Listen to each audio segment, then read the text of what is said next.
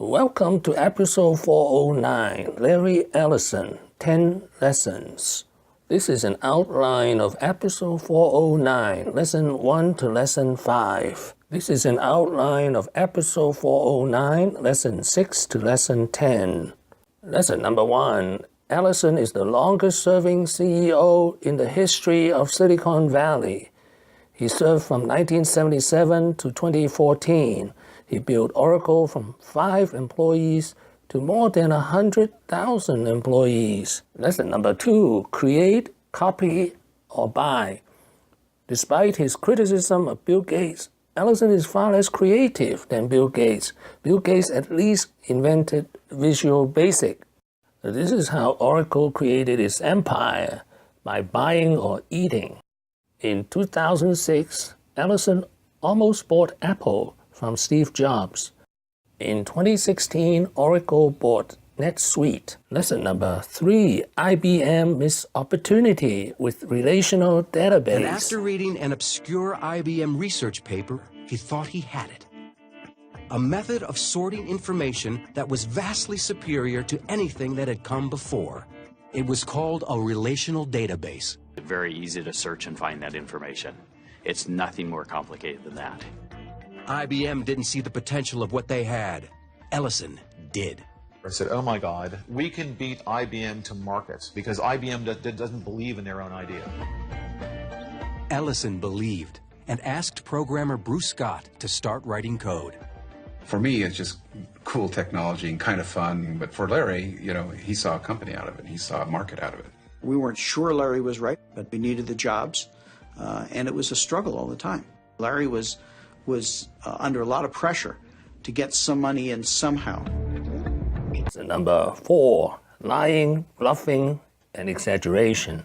You cannot measure lying or bluffing, but I calculate that Ellison exaggerates by a factor of 3. Monumental task of managing worldwide intelligence. Ellison sold his database to the CIA, his first customer. He called the new software Oracle version 2. There was no version 1 because everyone thought, well, no one buys version 1, it's buggy. So we started with version 2.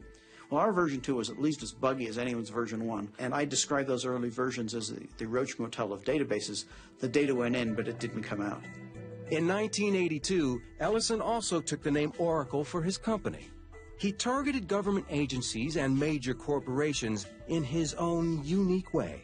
I remember him telling me very distinctly one time, Bruce, we can't be successful unless we lie to customers. For some reason, Larry told the Bank of America, I think he told us there were 15 of us, when in fact there were 5 of us. Now, I'm not sure why the Bank of America would think differently of you if you're 5 or 15. But Larry had given them a number which was a little larger than reality. Lesson number 5, he was born a bastard.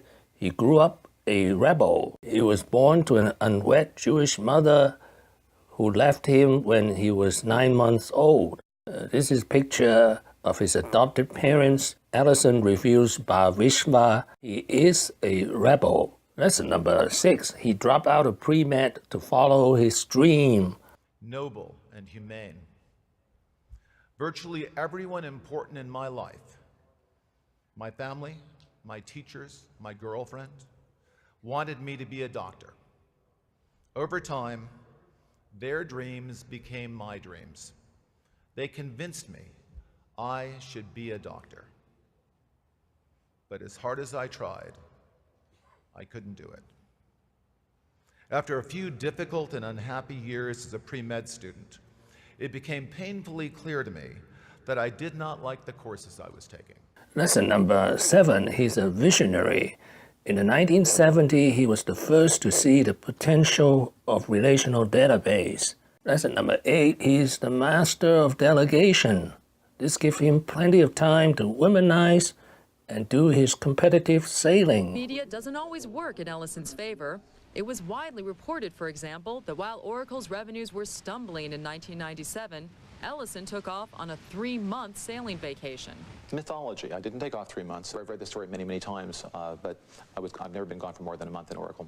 Lesson number 9, he's an adrenaline junkie. When he's not out racing his yacht or breaking the sound barrier in his private fighter jet, Ellison is Lesson number 10. He became an entrepreneur by accident. He built an empire by accident. When my class was over, I wanted to buy a sailboat. My wife said this was the single stupidest idea she had ever heard in her entire life. She accused me of being irresponsible, and she told me I lacked ambition.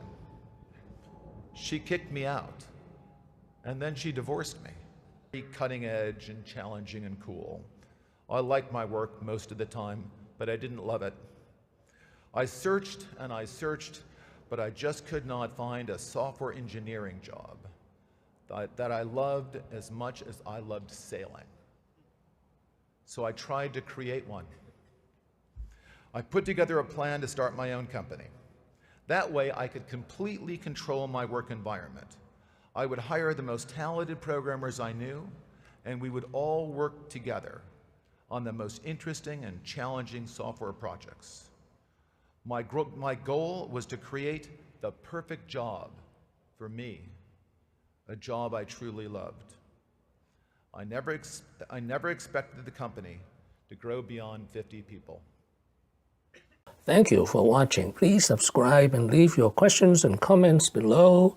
Wishing everyone peace and prosperity.